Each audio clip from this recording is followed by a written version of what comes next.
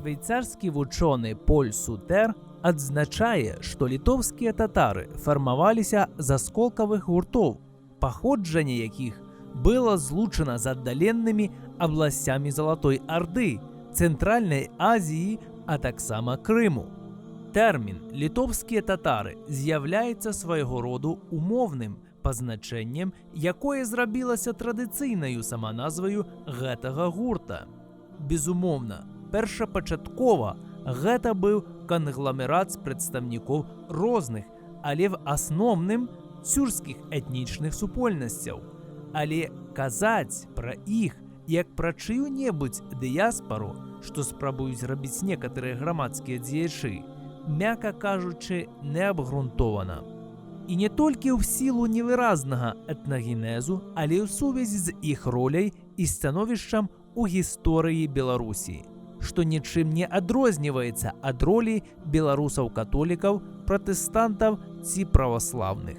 Справа в тым, што з-за сваёй разнароднасці мусульмане вышлыя першапачаткова не здалелі сфармаваць асобную супольнасць і адасобіцца, а вліліся в грамадскае жыццё, змешваючыся з мясцовымі жыхарамі і выпрабоўваючы на сабе ўплыў навакольнай культуры. Адзіным адрозненнем была і застаецца вера і абраднасць, але ніяк не этнічная і лінгвістычныя. Таму мы можам смела казаць аб карэнным мусульманскім насельніцтве Беларусі.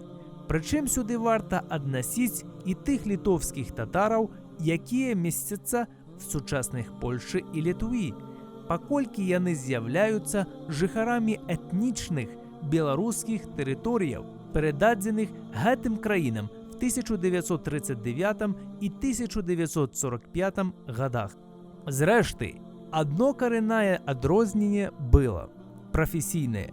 Займаючыся рамёствамі і гародніцтвам, мусульмане Беларусі тагды Вялікага княства Літоўскага асаблівыя славутасці дамагліся ў вайсковай справе. Ўжо в 1319 годзе крыжакі, выгнаныя з Палестыны ва ўсходнюю Европу, нечакана сутыкнуліся в перадавых парадках вялікага князя Гадыміна з татарскімі атрадамі. В далейшым вялікія князі-хрысціяне запрашивалі альбо прывадзілі гвалтоўна і сялілі іх вакол сваёй сталіцы Вільня, каб абараніцца не толькі ад немцаў, а пазней Масквы, але і ад налётаў крымскіх ханаў. Нават сёння на падрабязнай мапе Беларусі лёгка можна вызначыць гэтую мусульманскую ахоўную паласу па тапаніміцы. Па адрозненню вонкавага выгляду мясцовага насельніцтва, мусульмане з задачай аховы мяжоў адольвалі, і Вялікае княства развівалася ад Балтыйскага да Чорнага мора. У перыяд росквіту гэтай дзяржавы у 16-17 стагоддзях колькасць татараў па мінімальных падліках складала ад 50 до 60 тысячаў чалавекаў.